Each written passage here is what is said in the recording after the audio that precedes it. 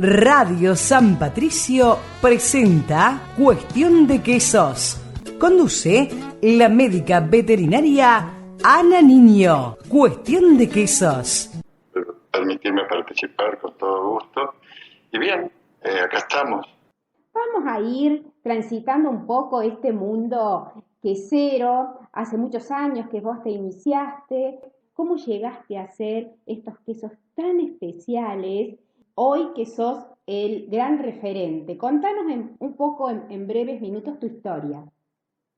Un abuelo que vino de Italia, de la zona de Reggio Emilia, y siempre rememorando el famoso Reggiano. Él tenía una pequeña finca donde producían leche y después la llevaban a hacer el queso Reggiano. Ya te podía hablar, ¿no?, de 1800 y tantos, ¿no? Sí. Y siempre comentando de ese tema. Justo al lado de mi casa había un depósito de quesos, entonces yo prácticamente mi infancia la pasaba entre jugar al fútbol y metido dentro de un depósito de quesos. O sea, ya estaba todo marcado. Ya tenías marcadito el destino. Además me gustaba mucho. Y bueno, estudié química, me recibí de químico y fui mi primer trabajo a la Dailico. La Dailico era una de las empresas casi señeras dentro de la industria láctea, que hacían producciones de caseína, crema, manteca para exportar quesos. Yo entré en el laboratorio de microbiología, junto con la firma esa eran también dueños del frigorífico, así que hacíamos microbiología de lácteos. Una experiencia impresionante en cuanto a la forma en que impartían conocimientos, y esto fue muy, muy importante. De ahí cierran estas firmas por motivos económicos y parte de los directivos de esta firma se van a integrar lo que se llamaba Casanto en aquel momento. Y me llevan a mí como encargado del laboratorio de microbiología dentro del laboratorio de control de calidad. Y se recibían quesos de todo el país, había que hacerle control de calidad. Me fui metiendo en esto, me mandaron a hacer muchos cursos, micología industrial, microbiología específica del lactobacilo. Pasé a Quelac en San Jerónimo Norte como jefe de control de calidad y desarrollo. Tomé contacto con el Roquefort. Un buen día se me dio por largarme por mi cuenta y empecé con fabriquitas en la Francia, una pequeña fábrica, con muy poco capital y con mucho sacrificio. Siempre la idea era de hacer algo especial. Desgraciadamente la economía de este país tenía sus vaivenes, y tropezaba y caía y me volvía a levantar. Fue una larga.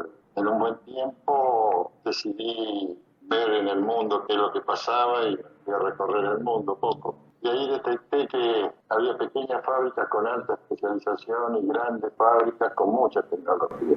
Seguir haciendo quesos que hacían los de alta tecnología con una baja tecnología era imposible. ¿De qué año estamos hablando? Perdón que te corte, Daniel. Y ahí ya estábamos entre fines del 85 en adelante. Hice la primera fábrica de queso azul en Córdoba, en Ucacha. Después hice la fábrica de Camembert en La Laguna, Camembert y Brie. Hice la fábrica de Morbier y Raclette también en La Laguna, en otro establecimiento. Bueno, después vino la importación masiva de los 90 y nos hundió a todos. Y ahí empecé una travesía a través de irme al extranjero, de estar trabajando en Brasil mucho tiempo. Y volví a la Argentina cuando otra vez vi la posibilidad de que podíamos desarrollar, y ahí me instalé con mi socio Ricardo Rosa en Cabral. Empezamos con mucho sacrificio y logramos volver a desarrollar toda la línea de queso con hongos por fuera. Mientras tanto asesoraba y se fueron haciendo otras fábricas de queso azul, como la de Toro Fugio,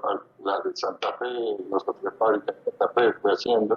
Sí. Pero siempre en la línea de quesos especiales. Ahí no quise saber más nada de los quesos comunes. Fuimos consolidando. Había una idea de que Córdoba era la oveja negra de la lechería y que era imposible que hiciese cosas de calidad. Y eso también era un gran desafío para mí, porque yo pensaba que el problema éramos nosotros y no la zona. El enfoque que le dábamos a la industria no daba para otra cosa que ser la oveja negra. Y en el cambio se fue demostrando y hoy podemos decir que en la zona nuestra hay una quesería de alta calidad y de alto nivel. Lo que pasa es que han cambiado las conciencias, ha cambiado el tiempo, pero han cambiado las conciencias, se ha tenido más respeto por la leche, se ha tenido más conocimiento y sobre todo se ha estudiado mucho el accionar de las bacterias, que no es poca cosa, ¿verdad? Sí, sí, indudable que fue. Si yo me remonto a cómo fue evolucionando la lechería en Argentina, finales de los 60 y principios de los 70, eran lecherías, producciones de leche muy dispares. Provincia de Buenos Aires tenía mejor calidad de leche, Santa Fe tenía algo mejor, Córdoba, como era especialista en caseína y crema, no tenía tanta calidad de leche, eso también fue importante, pero con el tiempo y la irrupción de las grandes empresas fueron modificándose todas esas cuestiones y hoy tenemos mucha paridad en leche, si bien tenemos valores disímiles y no tan grandes como antes. Sí. Teníamos leche de mucha mayor caseína, claro. Por lo tanto, cuando empezamos a hacer queso, los rendimientos eran fabulosos. Hoy se han normalizado. Hoy tenemos nutriciones similares, genética similar en casi todos lados. Sí. Puede haber ligeras variaciones climáticas y cuestiones ambientales, pero las diferencias no son tan grandes. Y se uniformó mucho la calidad de leche. Fue importante, ¿no? Muchísimo. Determinante, diría yo. Tuvimos que ir adaptándonos, porque una cosa era trabajar con las leches de alto tenor en caseína, con mucho rendimiento, que posibilitaba ciertos lujos en la elaboración de queso, sí, a estas nuevas calidades. Después, la irrupción del frío en los tambos cambió toda la microbiología de la leche, la recolección cambió muchísimo todo lo que es el destino de esa leche para quesos, sí, y los problemas derivados del frío en el queso. Entonces, antes venían los tambos directamente, tambo por tambo a las fábricas. Sí. Y cada tambo intervenía tacho por tacho. Sí. Entonces, cuando uno nombraba a un encargado en una fábrica, el encargado pedía que él sí tomaba el trabajo, sí, solo sí, ponían a tal persona de recibidor que le merecía su confianza. Entre el recibidor que seleccionaba tacho por tacho, que le destinaba para cada producción la leche de cada tambo que él consideraba que podía ser posible, a esta realidad, donde vienen 5, 6 o 2 tambos dentro de un tanque, donde no sabemos la calidad hasta que no lo vemos en un laboratorio, en el mejor de los casos, la físico-química enseguida, pero la microbiológica bastante posterior a la elaboración, se complicaba mucho. Y así nos fuimos adaptando. Hoy tenemos que estar pensando que ya entra la robótica. Sí. Es otro problema más que vamos a tener seguramente. Y nos vamos a adaptar también, ¿no es cierto? Y cuando hablamos de los quesos de autor, de los productos kilómetro cero, de los pequeños artesanos, ¿qué pasa con todo este futuro en los quesos artesanales o los quesos de autor? Yo creo que existen críticas sobre las copias, sobre quesos que vienen replicados de otros lugares del mundo. Si nos remontamos al origen del queso, tenemos que ir al año 8000 o 3000 a.C. en Egipto. El Imperio Romano va llevando todo eso a través del mundo y el mundo empezó a copiar lo que hacían los egipcios. Y empezaron luego a tratar de modificarlo. ¿Y dónde comienza el tema de la gran modificación? La revolución industrial para mí comenzó con la lechería. Cuando el vapor irrumpió en el mundo y el sistema feudal cae, lo primero que aparece como industria en Europa diseminada es la industria láctea. El señor feudal le llevaba todo lo producido al pobre hombre que estaba trabajando sus tierras. Era así. Le daba para que subsista. Lo único que no se podía llevar el señor feudal era la leche. ¿Qué hacía con la leche que sacaba del ganado? No podía hacer nada. ¿Qué empezó a hacer el integrante de la gleba? Empezó a hacer queso, y si nosotros pensamos, los quesos los maduraban bajo tierra para que no fuera detectado por el señor feudal. No era por otra cosa y además tenía que conservarlo en el tiempo. Posibilitó que a la caída del feudalismo, en esa tremenda explosión, lo primero que se empieza a desarrollarse la industria láctea. Con el tiempo fueron modificando, fueron buscando otras variedades, fueron encontrando otros sistemas de elaboración. Si nos remontamos a la época del descubrimiento de América y la irrupción de los jesuitas, que aparentemente por ahí puede haber un hilo, encontramos que lo único que podíamos hacer era replicar, como hicieron los europeos a partir de los romanos. No teníamos mucho para aprender, no sabíamos. Es decir, es algo natural el proceso de copia y inserción en la nueva cultura. Ahora, afortunadamente, hemos crecido rápidamente, porque si yo mido la velocidad de crecimiento de la industria que ha sido increíble en los últimos 50 años. Y ahí ya es hora, yo digo, de ponerse los pantalones largos. Porque la historia me enseñó que acá, de entrada y de salida de distintos modelos económicos, ahora estamos con sustitución de importaciones, ahora estamos con apertura indiscriminada. Bien, eso hace que por inercias culturales, por lo que sea, un queso irradiado de Francia sea más aceptado que un queso natural nuestro. Entonces, lo que tenemos que buscar, y esto ha ido y comenzó y cada vez con mayor intensidad, el desarrollo de variedades propias que fidelicen esa variedad. Es un proceso que ya se empezó a dar. Nosotros, en lo que respecta a la gente que estamos de alguna manera trabajando, y ya se han desarrollado una docena de variedades. Sí. Van insertándose y van creciendo, y esto es lo más importante. Ahora, el tema de la artesanía en la quesería, creo que es importante porque con una tecnología que no es de alta inversión y con una producción de 40, 50 animales hoy de tambo, se puede hacer un muy buen producto y se puede hacer una variedad excelente. O sea, es el otro extremo de lo que está instalado hoy. Hoy se van a altas tecnologías, unas tecnologías impresionantes, uno habla de 10.000 litros por cada operario. Esto que nosotros estamos proponiendo tiene entre 1 o 2 operarios cada 1.000 litros de leche, porque va mucha mano de obra intensiva. Sí, claro. Y eso posibilita una mayor mano de obra en las zonas rurales, posibilita un desarrollo mucho más involcable con respecto a los vaivenes económicos, que creo que de alguna manera, lenta, pero va a ir creciendo, afortunadamente.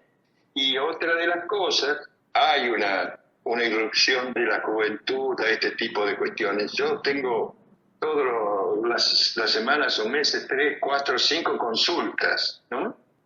No es para todos, ¿no es cierto?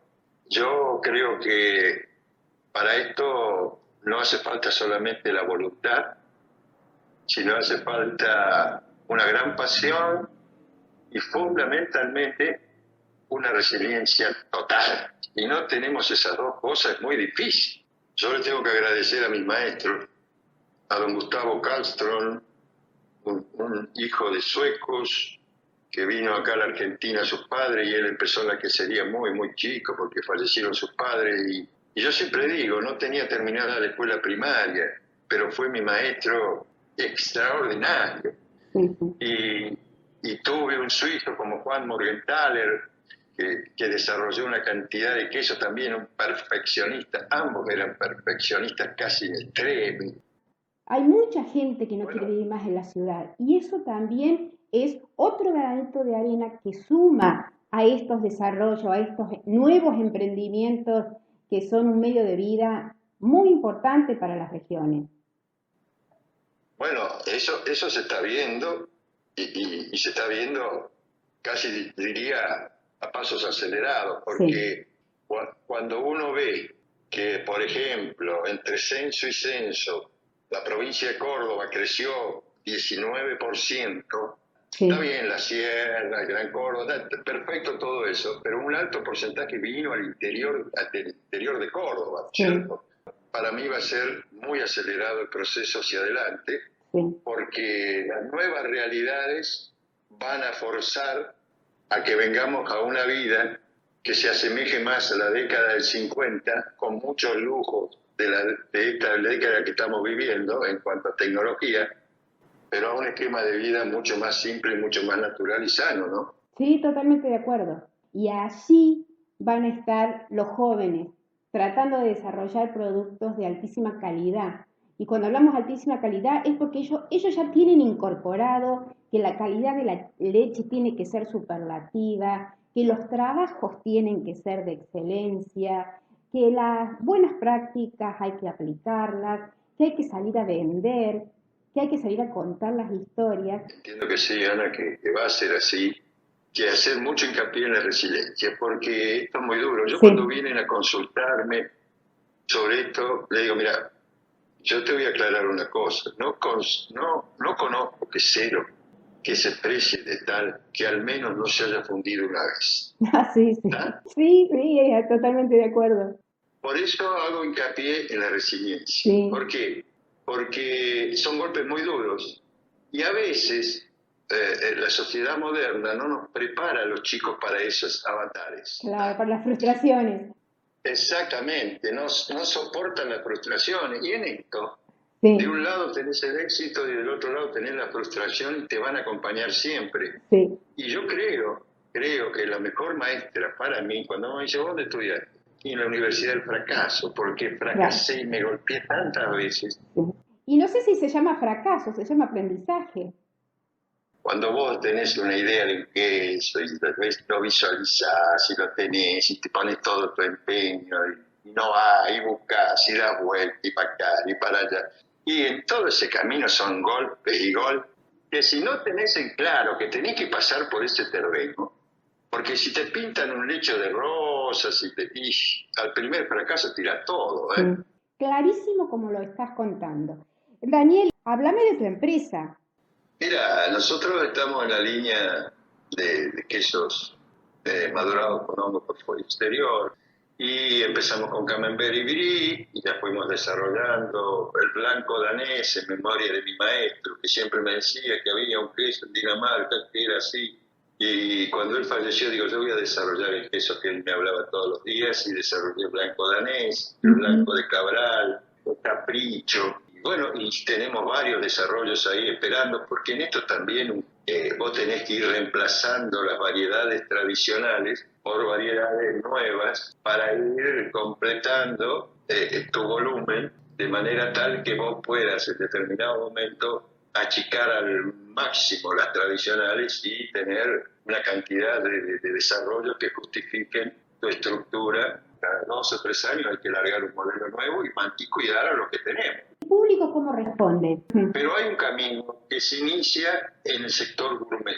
Claro. Ahí empieza a abrirse el camino de una nueva variedad. Y por ejemplo, en Buenos Aires, que te diga, me interesa. Entonces ya tenés una ventana y en segundo lugar entrar en el sistema gourmet. Todos los desarrollos que hemos hecho, lo primero que hacíamos, íbamos de valente y le decíamos, mira, ¿qué te parece? ¿Cómo lo ves? Este es así, esta característica, esta propiedad.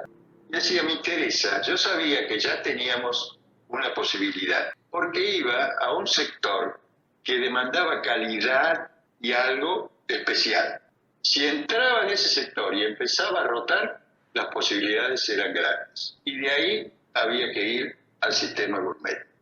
El primer Morbier que se hizo en el mundo fuera de Jura, en Francia, fue acá en Argentina y en La Laguna. Y la gente le miraba y decía, ¿qué es esto? Y explicándole por qué era así. Pero hoy está difundido, la raclette hoy está difundida. Sí.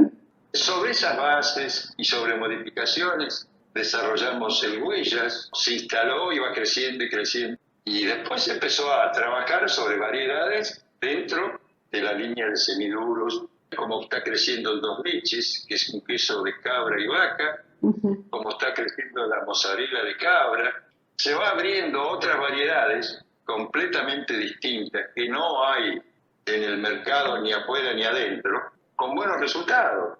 Uno puede tener la idea, puede tener todo, pero si no está apoyado por un loco fanático, apasionado de esto, muchos resultados no salen, ¿cierto? Con la irrupción de la pandemia se cayó todo el sistema gourmet. Pensábamos que no íbamos a vender, indudablemente, si estábamos apoyados en el sistema gourmet. Al poco tiempo vemos que empieza a crecer otra vez la demanda. Unidades más pequeñas, sistema gourmet. ¿Y dónde iba eso? Iba a los country, a los lugares donde estaba la gente encerrada. Claro, al consumidor final. Al consumidor final. Es decir, esa gente que llevaba el sistema gourmet se ayornó y dijo, ¿dónde están los clientes? Los fue a buscar y vendíamos casi la misma cantidad fraccionada. ¿Cómo se cambió de una modalidad? Rápidamente las cabezas se pusieron a pensar y rápidamente se buscó una alternativa y nada cayó. Al contrario, conozco muchísima gente que le ha ido muy, pero muy bien en la pandemia. Yo estuve en muchos países de Latinoamérica y si yo vi un rasgo distintivo es la fuerza del argentino para emprender y sacudirse el polvo y volver. En otros lados esperan que alguien les diga qué tienen que hacer. No hay tanta imaginación ni creatividad. También el buscar perfeccionar y no quedarse, esto es muy típico de nosotros. Sí, de resiliencia, de pasión y de girar cuando los momentos han sido bastante complejos. Bueno, Daniel, lamentablemente se me acabó el tiempo, te agradezco muchísimo y me siento honrada de que me hayas permitido entrevistarte. Ha sido un lujo, un honor. Te deseo el mayor de los éxitos con tu empresa. Personas como vos que siguen luchando, que siguen apostando al futuro, bueno, es muy alentador, realmente muy alentador. Te agradezco, Ana. Realmente soy un apasionado por esto. Ya grande, todavía sigo buscando y ahora estoy con los quesos de oveja, estoy criando un rebaño de ovejas, un tambo de ovejas, pero creo que hay que hacer todo eso. Es así. No dejes nunca de transmitir tu conocimiento. Hay mucha gente ávida de escucharte, hay mucha gente ávida de aprender a través de tus fracasos, a través de tus logros, y siendo un referente también es bueno porque abrís mente de jóvenes que a lo mejor quieren hacer lo mismo y vos le podés tender una mano. Eso es muy importante también, esto de divulgar la cultura quesera. Va a ser un gusto. Gracias por todo. No, por favor.